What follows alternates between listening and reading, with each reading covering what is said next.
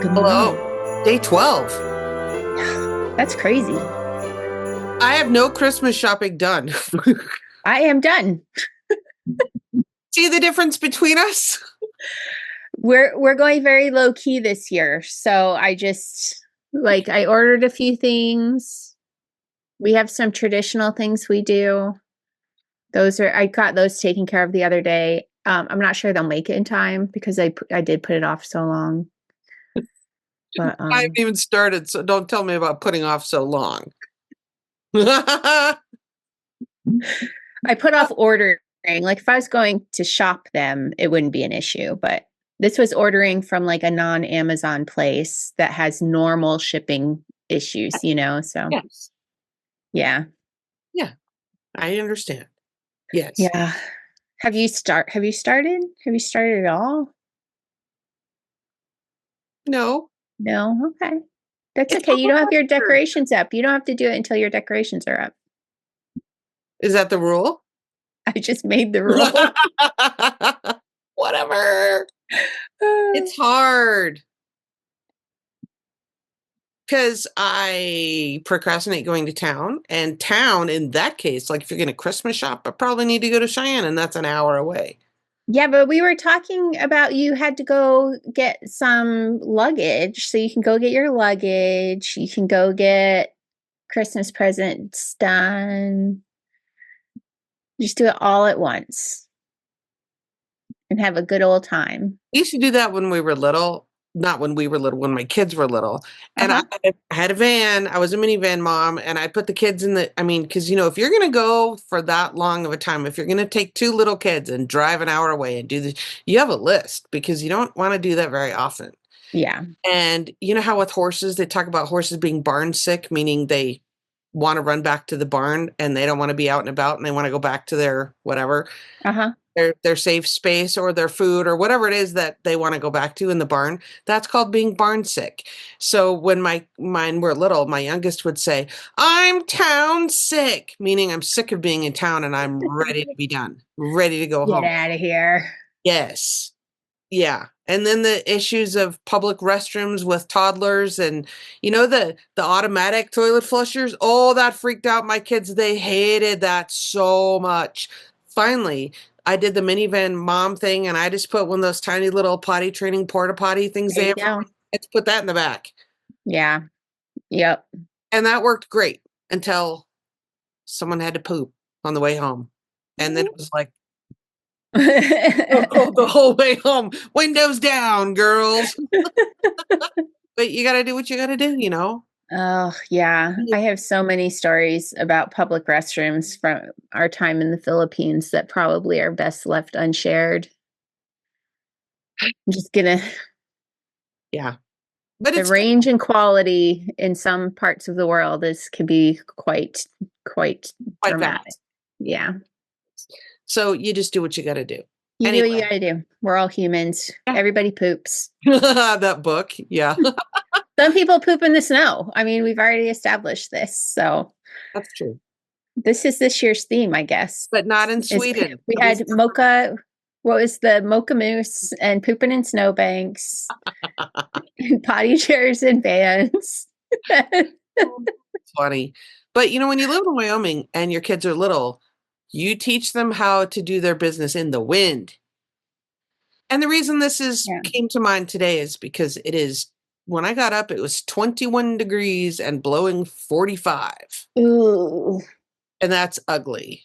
That is ugly. I put on my wool stuff and my Carhartt and gloves, the whole thing. There was no doing chores in jammy pants today. It was like, let's put on the bibs. When I was a kid, so my parents divorced when I was very, very little, and my dad lived all over the Northeast with his work. So he would come get us and for, visitations, whatever. And depending on where he was living at the time, it could be a 4.5 hour drive or it could be an 8 hour drive. And this is back in the day when dads did not like to stop. Dads did not like to get off the highways. I think that's still true. I don't I don't know. I don't know. Maybe Adam is different. I don't know. But we pull over for bathroom breaks for us. But in my growing up time, it was you pull over to the side of the road and little kids could, it was permissible. Little kids just do your business on the side of the road. If your dad or brothers were nice, they would open the car door to give you some privacy, but otherwise you'd just be squatting and you'd be driving down the highway and you'd see little kids out peeing on the side of the road. Like it was the norm. So when the time came I'm for visualizing us, Anne. Yeah. Little when the little time Anne. out peeing, when the time came for us to drive to move to the Philippines, we were living in Arizona, and I was going to come back to Massachusetts and stay with my family for a month while my husband went and found a house and got all of that handled, and then we Okay. were going to follow. So we drove all the way across this great land of ours from Arizona to Massachusetts, and somewhere in New Mexico, in the middle of absolutely nowhere.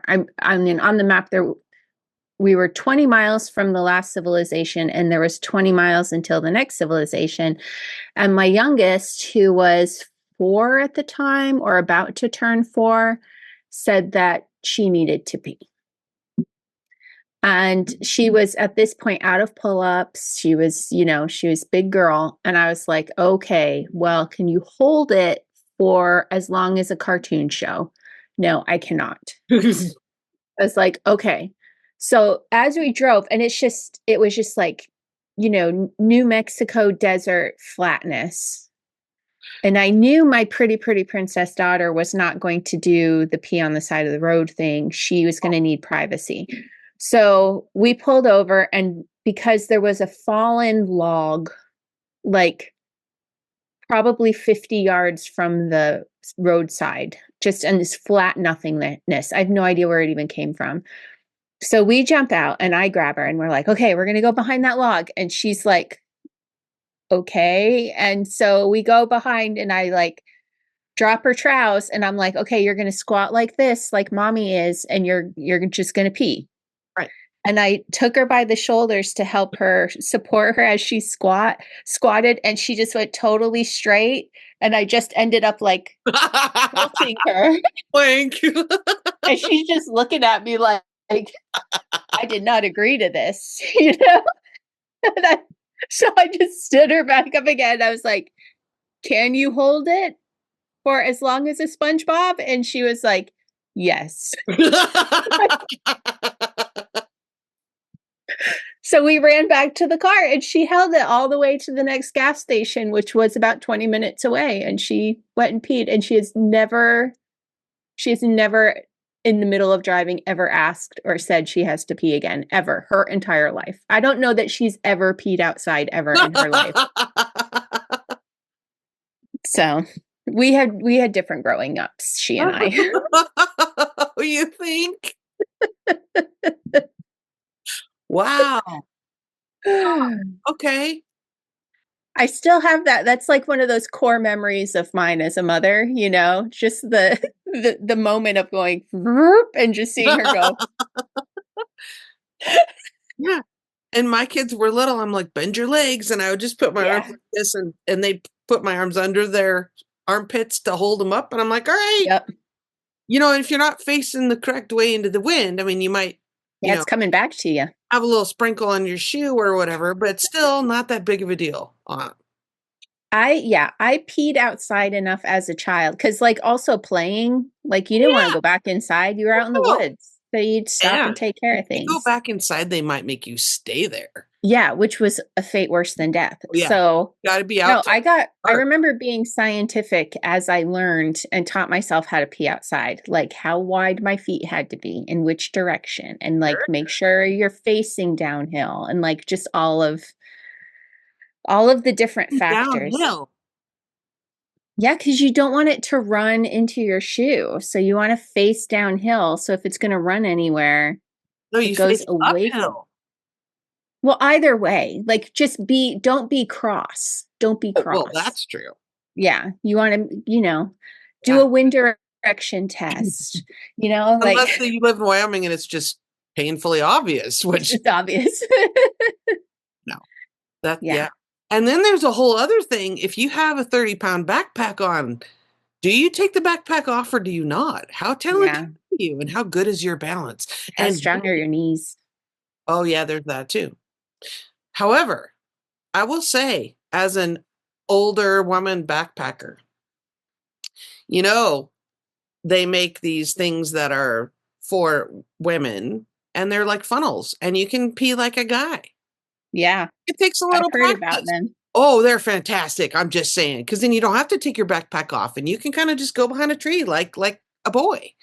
Yep. It's revolutionary. I heard about them in my event management class. Awesome. Because a lot of people also involved in that class are there for festivals, like outdoor music festivals are huge in the UK. I knew about Glastonbury and stuff. I didn't realize there are a bajillion of them through the summer. And yeah, so they're very popular there among female festival goers. Yes. Moving on. How's your red pillow cushion going? It's coming. I didn't work on it. I didn't work on it much yesterday, just while we were Yeah. I've been busy, obviously. So yeah, so what is that? 2 inches roughly? Okay. 2 inches. Excellent. Nice. So it should be roughly 12 inches wide when it's done. Yeah. So I feel like it's barely made a dent. Well, I guess on that side it looks like more is used. So I have maybe it'll end up square. Maybe I'll get lucky. I have a question. This occurred to me when you first described your cushion thing. You did a provisional cast on to begin, Yes. and then you're just knitting your tube, and then you're gonna I'll do a 3 needle bind off when I get to the top, because that'll okay. allow it. That'll close up the top. So would you So not I'll hold. I'll just hold it flat like right? this, Would you and not do then a 3-needle bind off at the bottom as well, so it's the same? well, it'll look the same. It'll Oh, look because the I same. thought you It were just going looks to Kitchener confusing. the bottom. I am going to Kitchener the bottom, but it'll just look like a seam, and then whatever. It doesn't really matter. It's mohair. Can you see that it's mohair? Oh yeah. It's Well, all going to be lost. okay. Fair enough. So it really doesn't matter. And if anyone comes and compares the top of my cushions to the bottom of my cushions, They can I will leave, politely ask them to leave, right? because that's weird And judgy. and judgy. It's true. Okay. So, do you want to see I'll show you what I'm doing. I'll show you what I'm doing. So, because my quill tea is in hibernation until I figure out what to do, I was working on this in October and then set that aside because I had other things going on and school and yada yada. And I'm a little tangled up here. Okay. But here's my witching hour. There it is. There It's it so is. cool. Yeah. It's Yeah. very cool. I love it. And do you notice all my stitch markers? Because, in between each repeat, just so I don't make a mistake, because I'd rather have all the dangling annoying me than having to, drop down and fix color work. Right. I do that too. So I have it here on mine. You can Yeah. see Yeah. yeah. So here's the witching hour. It's a swancho. So, and I love this yarn. Oh my gosh, I love it so much. The dark solid color is Kelborn Scout. It's a DK. And then this for the skulls is from Manos del Uruguay, and it's called Marla. Yeah, and at first I wasn't sure if I wanted like a solid white for the skulls, but I'm glad that I let my friend Rebecca talk me into this because I'm digging Yeah, I it. like that. I Yeah. think it looks cool. And I did letter back jacquard on the skull part. Instead of catching. Cool. Nice. Yeah, I like that one. I think the next thing that I knit for my oldest might be one of those. Well, she has this, and I'll put the link below. She has this is the swancho, but then there is a sweater version if you would not like the swancho. I think they'd like this one too. It's called Dead of Night or something. It's cool. You can turn any top-down yoke sweater into a poncho. Just don't split and keep going. Sure. Well, Ponchos are this is a smart capes. coat because it does have sleeves, Yes. but they're Capes and yeah. ponchos are showing up in high fashion at the moment. Okay. So within 2 years, they are going to be everywhere. And then the popularity of them will start dipping again. So plan your projects. Plan your Or decide you don't care like me and just make what you want. just do whatever. But Yeah. yeah, I was Cool. yeah, I do like a poncho. Throw and go, man, you know? Right. Cool. Oh, can I tell about my news now? Yes. Okay. Yes, wanna give finally. Oh my gosh, please. I emailed the organizers yesterday and said, Can I share this?" And they're like, "Yeah." They're waiting. Okay. So I will just tell you, there is the first annual inaugural Scenic Stitches in Chattanooga, Tennessee is happening the weekend of February 1st and 2nd. And I applied to teach and they accepted 2 of my courses, so I'm excited. Woo!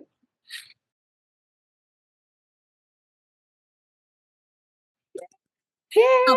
come and hang out with me in Chattanooga, Tennessee. I'll put the link for Scenic Stitches down below. Yes. Class registrations should be up on their website possibly this weekend, but next week for sure.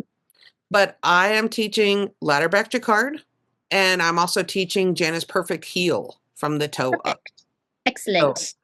those should be published and registerable. Watch for that on Scenic Stitches website and their Instagram. Yeah. And then I'll share it on mine as well. But I'm also going to organize a Purl meetup. So Yay.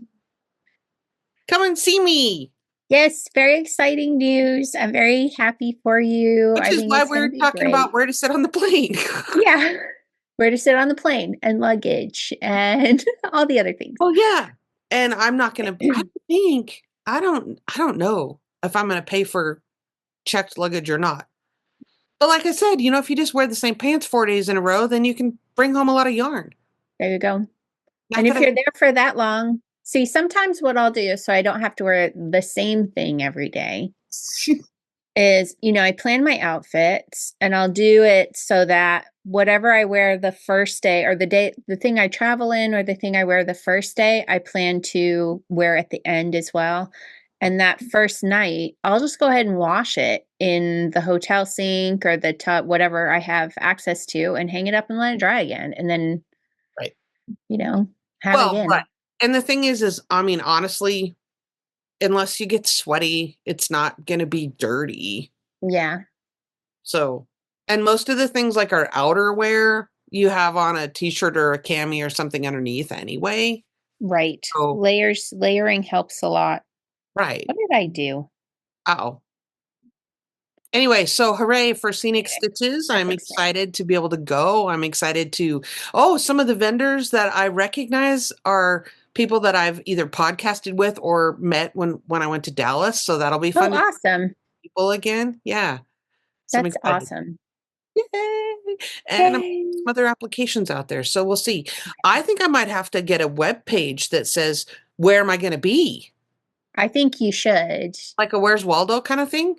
Yes, I think you should. And then people can make their Yeah. plans accordingly. Yes. I think that'd be fun. Be super fun. Yay. Okay. Yeah, so everybody watch. You should throw the Instagram or something for the thing down there too, instead of just the website, so that when they Oh, I will. I will. yeah, so people can watch for that and hop over and Yes, sign and up I for will share classes. I'll share it on my Instagram also. Yeah, So, yay. So go exciting. register for classes because I do have a limited number of spots Yes, because I want to be able to give people, individual help if people get hung up or, right. I want to be able yeah, to give proper you what assistant. I pay for. So space is limited. Absolutely. Get over there. That's exciting. I'm really excited for you. I Thank know you. that you've been wanting to do more in-person teachings. All right, let's open stuff. Let's open stuff. I'm going to start with Becky's Silly Sheep Company yarn today. Day 12, right? Yes, day 12. Cool. I had yesterday as I sat down, like I always, after we open, I go take pictures of the yarn, then I come back and like schedule everything around that. Yeah. And I sat down and my brain just melted and I almost called you, not even text. I almost was like, I have to talk this through. And finally it all clicked back into place again, but like where we are, I know. I know. oh, it's another natural color day. Yay. This one is natural moret. Love it. There you go. So pretty. I do love the natural Shetland shades. I think they're so beautiful. They are. I think we still have a fleece that's Morit Oh, do you? from my mom's Shetland flock. Yeah. We I'm might gonna still smush have all of a these over and stick that in. nice. Here's our so far. I love those earthy colors with the Morit and the two shades of green. Love it. Yeah. One of Okay. them got tucked under. Anyway, okay. Okay. Here's yesterday's stripe. She threw me off. She threw I me know, and off. you're going to be even more thrown off in a second. Uh-oh. Did you sneak a peek already? I did. I didn't mean to, but I was knitting the other one and Oh, right. I pulled it a little too far. So here's the charcoal. Wow. And now we have kind of Is it more of a piney green? yes. Ooh. And I talked to another patron of mine and I'm like, wait, show me yours again. I don't see this color in hers at all. I mean, Oh, she's wow. done knitting, but I'm like, oh, interesting. This has been super fun. People are not having much crossover so far. I'm like, That's crazy. Well, there was the one person who said, there's been a couple people now who said that in the last few days, they've started in on the colors that you have. because I thought that was the case with my friend Lori, but then I looked at her picture and I looked at my sock and I'm like, and I even went like this and it's Yeah. because I thought maybe knitting from the inside of the cake versus outside of the cake, Mm. inside the I bag.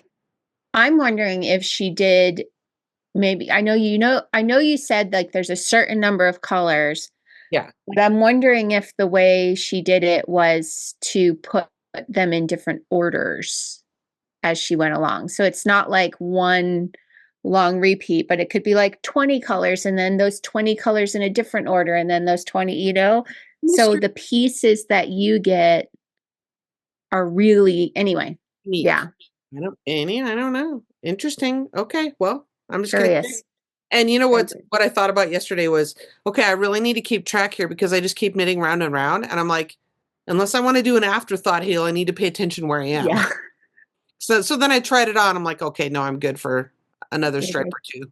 Big-footed issues. Yeah, several days ago, someone was saying that they were ready to do the heels, and I was like, well, I know Jan is not. It's like, True. It's true. I will actually measure. yeah. Yes. Because I need to have, I think it's 7 3/4 or just close to 8 inches before I even start my heel flap. But I do my heel flap on the bottom, and I know that's not the same. And if I were doing a short row heel, that would be different. But for me, well, you'll see. You'll see.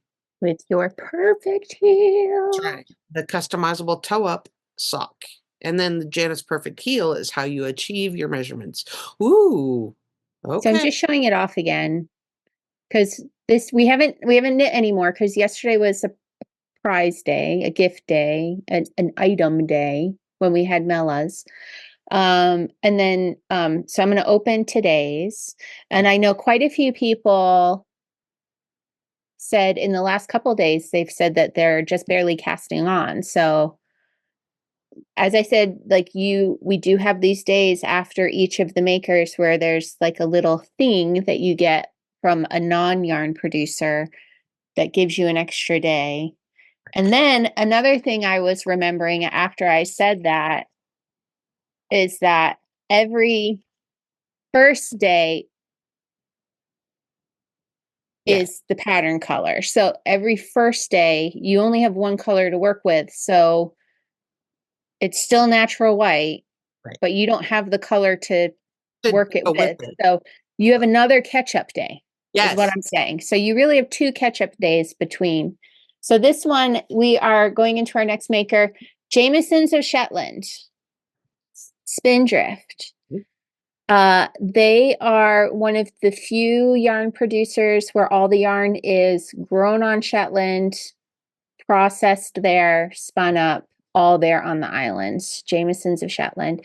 They have an amazing shop in the middle of town where you've probably seen pictures. Their displays are all these like acrylic round stacked up on each other, and they're all put in it like that. So you walk in, it's just this incredible color wall all the way down with, over 100 different colors and types of yarn. And it's really a wonderful shop to go into. I'm a fan of their yarn. Yeah, so we're into the Jamieson's days. You have one more day of catch up with your knitting. Okay.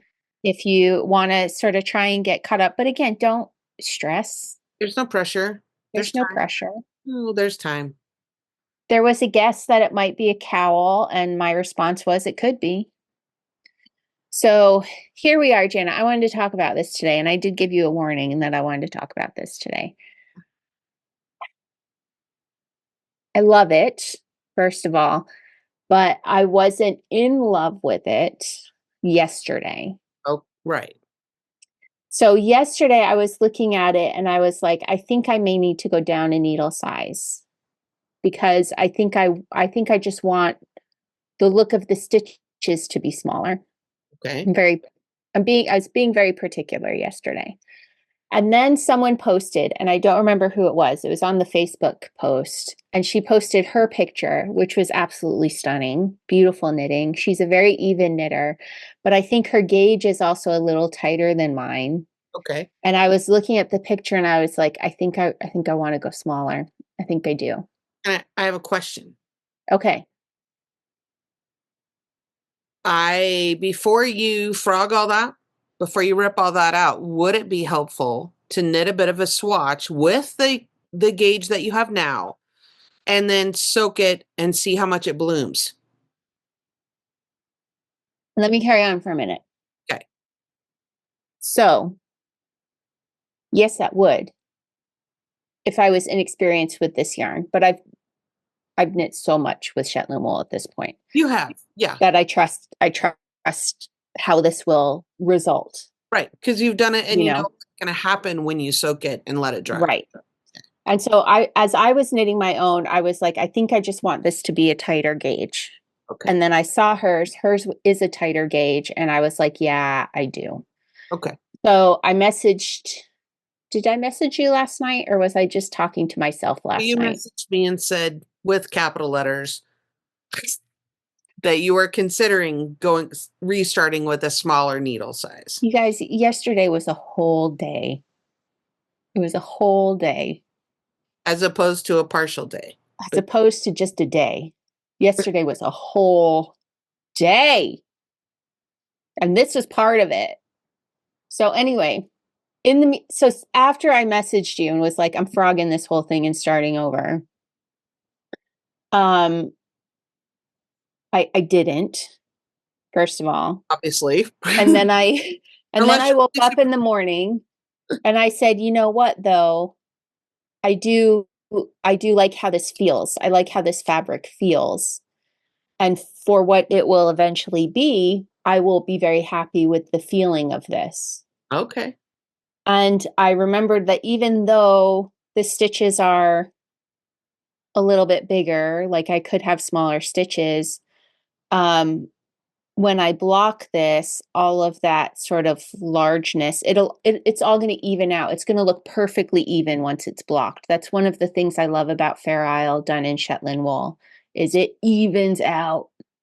So I was like, okay, I'm not going to do that. I'm going to keep it. But Jana, okay, so in the process of all of this, right? I was like, wait, so am I using the wrong needle? Did I pick a needle that was too big? So she tells us to use a 3mm needle. So I looked at the needle and it has printed on it that it's a 3 millimeter needle. Okay. And I took this needle gauge that I have. Okay. And I put it in the 3 millimeter hole. And that's as far as I can get it. So I went to 325 and it fits through like it's supposed to. And I was like, this is mislabeled. This is actually a 325. And that's why I'm having it. That's why it's coming up so loose. And then, hold on. Then I got this gauge out. I was going to ask that. And I go to the 3 and it fits. It is a 3. So let me tell you, let's have a discussion, Jana. Let's do. I bought this off Amazon. You never know. And I bought it off Amazon because it was like a 6-pack for like $10 or something. And I was like, I'm just going to have a bunch of these because I always lose them. I went through and tested them. They're all off. All of these holes are off. There's a few of the bigger ones are fine, but these smaller ones, which are like the ones I use the most, they're all off. And so you get what you pay for, very obviously. So all of these are going to go in the recycle bin. Yeah. And lesson learned. Because in knitting, partial millimeters make a difference. They make a difference. They make a difference. So that's not what, so I'm, it's so funny because I'm a very tight knitter usually. I usually have to go up a full needle size. I have to swatch always to make sure, because some other designers out there are also tight knitters. So sometimes it's fine, but most of the time I have to swatch and figure it out. Sure. But with Fair Isle, I am a loose Fair Isle knitter. And that's what's going on here is I'm just a looser Fair Isle knitter. And so my gauge is a little bigger. So that's fine. But I've decided I do like it. As I said, I'm going to keep it like this, a little bigger. But yeah, I mean, make sure, invest in quality tools once, and then you have them and you don't have to worry about them. And that's the thing I've found is, not naming names because that wouldn't be appropriate. And and I can't think of who offhand, but Can't think of an example. Yeah. You see all these little, like 3D printed ones or wooden cutout ones that are gauge things or, and it seems like everybody has their own branding or they put their logo on them. Like if I wanted to have one made and put my logo on there, but how exacting are they really? So we did have one last year in the box, and it was a lot of work to get them the right size. Yeah. Because the machine that does it was a wood cutout one. The machine that does it is able to do it exactly, but it's like, it says it's 3.5, but really you have to calibrate it to like 3.51. Sure. Or something, in order to actually, anyway, so we went through multiples of those to get them correct. Yeah, it is an exacting thing that is precision work. So when you buy, whoever, no name, whatever thing that somebody's logo is on, well, maybe it's going to be correct, maybe it isn't. And so it does bear checking. Yes. Yes. And maybe it's a souvenir thing, but it should be checked. It should be checked. Yeah, absolutely. So don't go for the cheapest option in your lives. Go for the one that's going to work. And sometimes that will be a cheap option. Like I will admit there's people doing things at all kinds of price points that are great, but sure, buying something blind because it was cheapest bit me on the butt. Sorry. So anyway, they'll just go in the recycle bin. It's not the end of the world. No, it's fine. So yay. Okay. I'm moving on. I have homework to finish and then yay, I'm going to be done. So I'm hoping to be done tonight. Me too. Mine's due at noon tomorrow and I'm hoping to have it done tonight and hand it in. Mine's due tonight at midnight. Oh, good luck to us. Yay. Either way, next time I see you, we're both going to be done. We can do it. We can do it. High five. Okay. Okay, my dear. I will see you tomorrow and we'll both be done and we can have a little party. Okay. Talk to you tomorrow. Okay, bye.